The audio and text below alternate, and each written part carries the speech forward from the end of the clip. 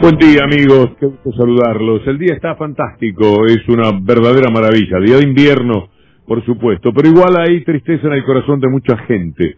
Murió uno de los hombres más sabios que haya tenido el privilegio de tratar de cerca, que es don Julio Mayer, notable referente del derecho en la República Argentina. Con 80 años, don Julio, con el que no hace demasiado tiempo compartimos alguna cena, alguna charla, más que nada escuchándolo, hablar con personas muy sabias también, haber tenido el privilegio de escuchar un mano a mano de Julio Mayer y el doctor Zaffaroni es de los capitales más interesantes que tengo en mi vida.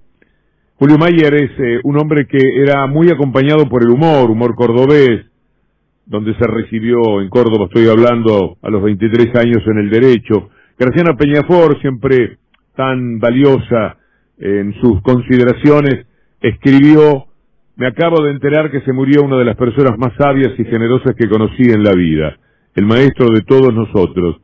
Lo voy a extrañar, Doc. Enorme dolor. Graciana Peñafort sobre Julio Mayer. Nosotros hablamos en más de una ocasión con Julio y es muy probable que compartamos con ustedes algunas de las consideraciones que hizo sobre diversos temas. Tristeza, entonces, a la que lo invito también, por la muerte de Julio Mayer. Y por cierto, las discusiones en torno a por qué viajó Macri a Paraguay. Si usted leyó o lee habitualmente La Nación y Clarín, por esos diarios no se va a enterar, ni tampoco demasiado por los canales que están del lado del establishment, por ejemplo TN, nada dijeron. En La Nación y en Clarín no viajó Macri a Paraguay. ¿Puede creerlo? No es que lo nieguen, es que simplemente no lo ponen, ellos lo ocultan, porque todo el mundo se da cuenta de lo que dice Aníbal Fernández con mucha gracia. Creer que Macri fue a Paraguay a hacer algo honesto es más difícil que envolver una jirafa. Eso es lo que dice Aníbal Fernández, muy celebrado por Juliana Di Tulio, que se pregunta si Aníbal Fernández es el mejor inventor contemporáneo de frases políticas. Pero por las dudas, por lo que se pueda saber más adelante, La Nación y Clarín, puestos de acuerdo como siempre, porque es una mafia que actúa muy en conjunto, dijeron: no hablemos de Macri en Paraguay, porque esto no tiene olor a nada que sea bueno. No puede ser para algo bueno que se juntaron Macri y Cartes. Cartes, que fue un presidente paraguayo, del que la Embajada de Estados Unidos en los Wikileaks de Julian Assange, en el libro Argenleaks de Santiago O'Donnell, se dice por parte de las embajadas, tanto la de Paraguay como la de Argentina, que Cartes era el principal narcolavador de América del Sur, de la región y del resto de América del Sur. Así que no vaya a buscar en La Nación o en Clarín notas de Macri viajando a Paraguay porque no les pareció importante. El expresidente en un viaje relámpago burlando la cuarentena, a lo mejor sintieron que tenían que escribir sobre ese tema y quisieron evitarlo. En cambio, en ABC Color de Paraguay sí hablan del viaje de Mauricio Macri, y es interesante lo que señalan. Mauricio Macri llegó en un avión de Cartes, se reunió con este y con Marito, así le dicen evidentemente al presidente paraguayo, y volvió a su país. Eludió cuarentena con protocolo a medida que nadie conocía ni estaba en el portal del Ministerio de Salud Pública. Vista gorda a pautas sanitarias que se exigen al resto, lo que deparó críticas en las redes. No trascendieron motivos, y en Argentina especulan con que prepara camino para un asilo. A mí me parece que no debe pasar por ahí, porque para el asilo lo llama por teléfono y dice: me vas viendo cualquier cosa que me pase, si tengo buen lugar, si tengo arenita ahí para irme tranquilamente, y por supuesto que le dirían que sí, ¿por qué no? Además es gente del palo en este caso. Bueno, vamos a estar con Macri también, porque habló en Paraguay, dijo sandeces, pero siempre es necesario compartirlas con ustedes. Una de ellas las vamos a poner en el aire enseguida. Sí, ¿ustedes me están escuchando bien, Cintia? Ahora sí, Víctor Hugo, te estamos escuchando. Te perdimos por unos segundos, pero ya estamos al aire. ¿Y lo que dije antes se había perdido también? Estabas desarrollando la idea, estabas ahí a mitad de camino. Bueno, eso de la internet que va y viene, ¿cuánto rato estuve cortado? No te preocupes, 3, 4 segundos. Ah, segundos. Sí, ¿Qué, 3 o 4 minutos? No, imagínate, haríamos toda la mañana. Lo ponemos en marcha. Ahora, la que va al aire sos vos, Cintia. Buen día, te decía. Buen día, Víctor Hugo, nuevamente. Bueno, estamos frente al el pico de la pandemia. Están toda la planificación para ver cómo se sale de esta cuarentena restringida. Mientras tanto, la noticia importante de la coyuntura fue la reunión que tuvo ayer con los jefes de bloque, con esta reunión exclusiva que pidió Juntos por el Cambio. Bueno, ¿quieren exclusividad? Ok, se las doy, vengan, les dijo Alberto Fernández. En esa reunión que hubo muchos idas y vueltas que vamos a compartir durante la mañana, porque hay mucho para hablar sobre eso, Víctor Hugo, pero la frase que resalta el presidente es: los argentinos quieren que dejemos de pelearnos. Lo dijo Fernández ante líderes parlamentarios, hay que desovillar toda esta idea.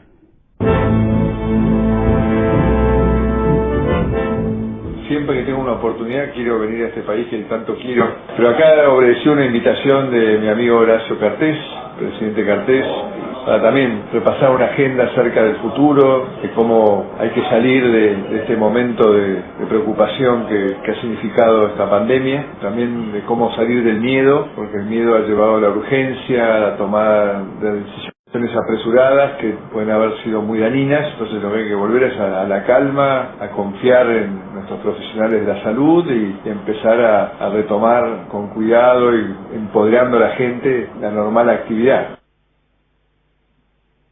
Macri hablando de su viaje a Paraguay, dando allí algunas explicaciones, por supuesto nada demasiado coherente en lo que señalaba, siempre tirando palos para lo que se hace en la Argentina con respecto al coronavirus. Bastante penoso cada uno de los momentos en los cuales reaparece Macri. Nosotros hemos concentrado algunas de sus últimas expresiones y las presentamos de la mano de Juan Derbencis.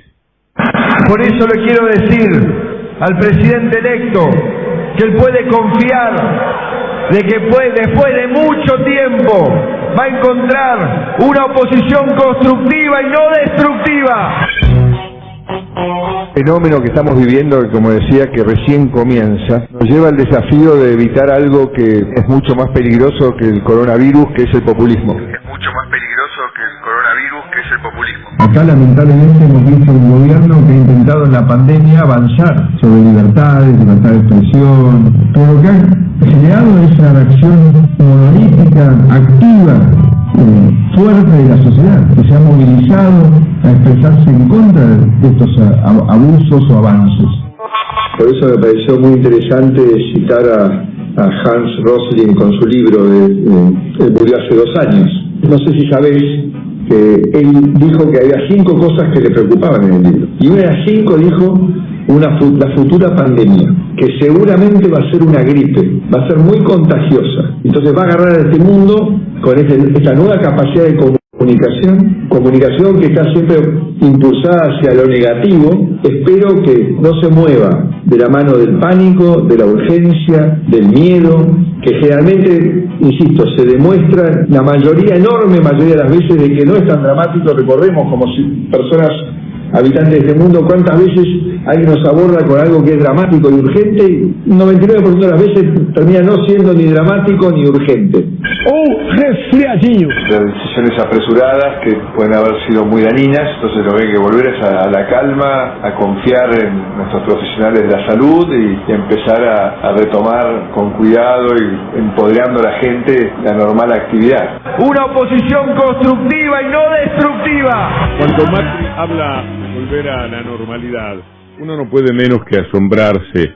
¿A qué normalidad se referirá Macri? Hoy me recuerdan mis amigos de Debate Mendoza con Carlos Almenara, en el raconto que van haciendo de los tiempos de Macri, se cumplen 3 años de las represiones en PepsiCo. ¿Será esa normalidad a la que le gustaría vivir a Macri? Cuando uno escucha hablar a la gente de la oposición de lo que se ha perdido por culpa de la pandemia, tendrán en cuenta que no había ningún tipo de pandemia, que no había coronavirus para nada en el 2017 y que sin embargo se caían las empresas como PepsiCo, y la gente se quedaba sin trabajo, y cientos de miles de personas, no forzadas por un monstruo que no podemos enfrentar porque es un monstruo fantasmal, no por eso, sino por la incapacidad o por la capacidad para destruir a la clase trabajadora que caracteriza a las clases dirigentes históricamente en la Argentina. Nos encontrábamos con situaciones como esta, que vale la pena recordar, con Mauricio Polchi, ya dando pelea, por supuesto, en las calles de Buenos Aires y contando todo lo que sucedía. Como se pierde de vista eso y aparece Macri teniendo el desparpajo de hablar de volver a la normalidad, cabe preguntarse si esto que vamos a recordar es parte de esa normalidad. Estamos mirando de arriba, vos estabas arriba en el techo y mirabas lo que pasaba abajo. Exacto, veremos que fue cero la represión. Nos dio mucha bronca, y cuando subí, a nosotros también nos tiraron gases lacrimógenos, balas de goma, adentro, de abajo y de abajo para arriba, claro. ¿Por una escalera? ¿Por dónde le tiraban? De acá, desde la calle hasta el techo donde estábamos, para que no se asombren. Ojo, para que bajemos, no sé cuál era la intención, cosa peligrosísima, porque eso no tiene barandas, el techo. Había compañeros con diabetes que estaban muy mal de salud, compañeras mareadas, a las que se le hizo muy difícil bajar. Por eso primero le dije a Víctor Hugo cuando arrancó la transmisión que los muchachos estaban ahí en el tricipiso al filo de caerse. Sí, hoy las fuerzas represivas hicieron un mamarracho. La verdad que es un mamarracho lo que hicieron. Se reprimieron periodistas, reprimieron vecinos, trabajadores, y entraron como si fuéramos criminales. Parece que en este país hoy por hoy querer trabajar es un crimen. Bueno, salieron, negociaron ellos, nosotros llegan preso por lo menos. Negociamos, sí, la seguridad primero de las compañeras. Pensar un poco también en aquello que sucedía con PepsiCo y en todo lo que se puede llegar a mentir cuando hablan como en defensa de los trabajadores por lo que está sucediendo ahora, cuando el país lucha contra un verdadero fantasma. Inatrapable, muy difícil este tiempo, pero no solo para la Argentina, sino para el mundo entero. 170 países van a quedar en la lona o más abajo todavía, tratando de subirse a la lona. Y no estamos hablando de los países que normalmente están en la mitad de la tabla. También hablamos de los líderes, de los 4 o 5 candidatos a campeón que hay, como Francia, España, Italia, Alemania, el Reino Unido, Estados Unidos, Sudáfrica. Todos se lo están pagando muy pero muy caro. Y aquí le van a tirar al trabajador cuando venga la necesidad de recuperarse de todo lo que estamos viviendo en este momento, que se ha abandonado el trabajo. Al trabajador no se lo abandonó y a las empresas que dan trabajo tampoco, pero igual el coletazo es enorme, las repercusiones van a ser muy duras, y si no nos preparamos como ciudadanos para los próximos meses, dentro de 2 o 3 meses, cuando las situaciones económicas por ahí tengan su estallido, probablemente estemos viviendo una situación demasiado incómoda y muy injusta en la Argentina. Cuando pensamos que a la salida de los tiempos del estado de bienestar que se vivió hasta terminar el 2015, al poco tiempo ya teníamos un país devastado por el neoliberalismo, y en julio del 2017 apaleaban a los trabajadores y a las trabajadoras, especialmente, como bien dijo Cintia, trabajaban muchísimas mujeres de PepsiCo y los dejaron totalmente en la calle, como a cientos de miles de trabajadores, pero por un proyecto, por una manera de ver el mundo, por una incapacidad o, al revés, por una gran capacidad de construir el mundo como a ellos se les antojaba, con los trabajadores convertidos en una clase que nada más tenía que alcanzarle las cosas a ellos. Y, por supuesto, estableciendo una diferencia en la renta de lo que iba para el trabajador y para los ricos formidable. Todo eso pasaba hace nada más que 3 años. ¿No les parece que fue hace mucho tiempo? Mire que han ocurrido cosas en los tiempos del neoliberalismo en la Argentina.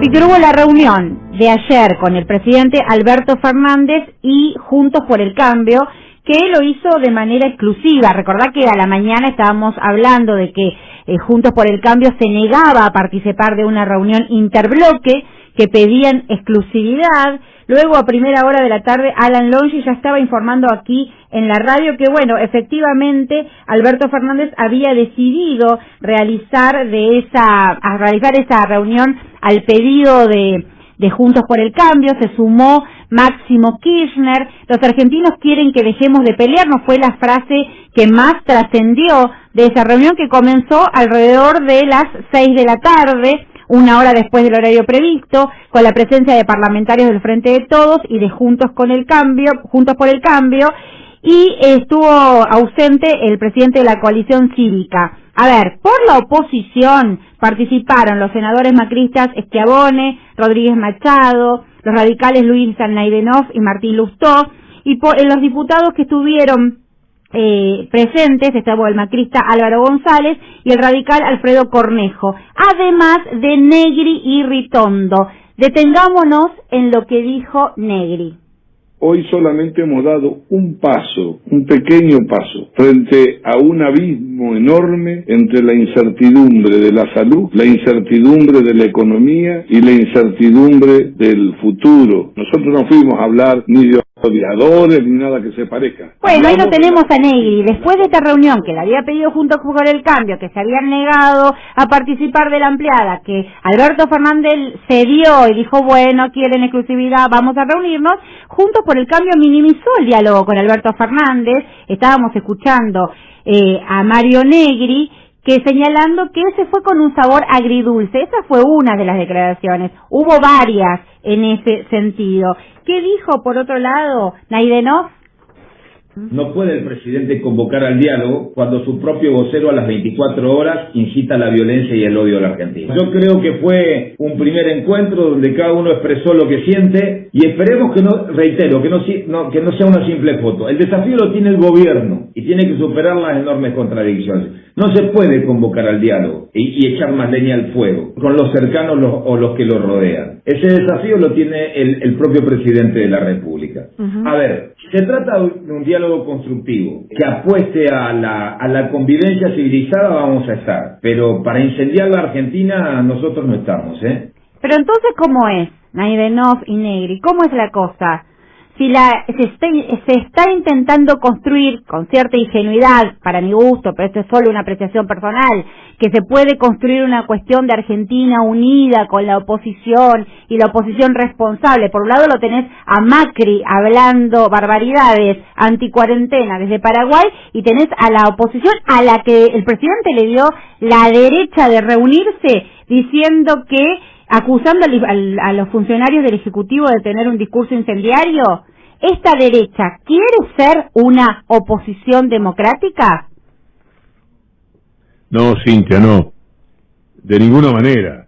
A la derecha habla de democracia y república cuando no está en el poder. Cuando está en el poder, ofende, hostiga el valor de la democracia y de la república, pero siempre como comportamiento. Acá en la Argentina es un poco más exagerado, ¿verdad? Que también ustedes recurrieron con el equipo de producción, Paula Orman, Alan Longi y Julián Capazo son los grandes responsables, a lo peor que se puede escuchar hoy día casi, salvo Macri y Patricia Bullrich, Naidenov y Negri. Naidenov es un personaje de veras insólito, igual que Morales Solá cuando dijo este fin de semana, los que alimentan el odio, ellos hablan de que del lado del gobierno alimentan el odio. ¿Para qué le serviría el odio al gobierno? ¿De qué manera podría lucirse o sacar alguna ventaja, Cintia, el gobierno con el odio? Al gobierno lo que le conviene es esto, dialogar, la pacificación, estar a buenas y seguir haciendo cosas, las que pueda, porque son muy pocas las que puede hacer si quiere tocar algo de lo que sea el establishment. Lamentablemente es así, pero nadie puede durar de la vocación que tiene por el diálogo justamente, defecto y virtud al mismo tiempo, o virtud y defecto en el mismo momento de la expresión de esa facultad que tiene Alberto Fernández para relacionarse, porque su vida articular es como él es, y esto es algo sincero, evidentemente, de Alberto Fernández. Criticarle eso al gobierno, decir que alimentan el odio, ¿dónde? ¿Cuál podría ser el alimento del odio? ¿Qué pasó? ¿Por qué que la gente que sale a la calle, de quiénes son, a quién pertenecen en este momento y por qué están en la calle al cabo de 4 meses de un gobierno? ¿Quiénes son los que no aceptan el resultado de las elecciones?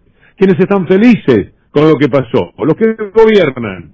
Como siempre, pero particularmente en este momento. ¿Y quiénes están molestos? Los que perdieron, que más todavía ahora porque se habían creído que los privilegios eran para siempre. ¿De dónde sale entonces toda la apelación al odio? De los que están enojados, de los que quieren recuperar el poder sin tener paciencia para esperar los 4 años que nosotros, los que no queríamos el gobierno de las corporaciones, el gobierno de Clarín, de Nación, expresado por estos serviles como Naidenov. Naidenov era el tipo que le daba lugar de asesor con un sueldo impresionante a Duhovne, que también tenía su programa de televisión en Clarín a la noche, y de ahí Mañeto lo llevó de la mano a ser nuestro ministro de Economía. Están todos metidos en el mismo barro, este Naidenov, este Negri, en la misma mentira, y mienten con un cinismo que no se hace fácilmente tolerable. Viven ellos apelando al odio, a la división, porque es lo que les conviene.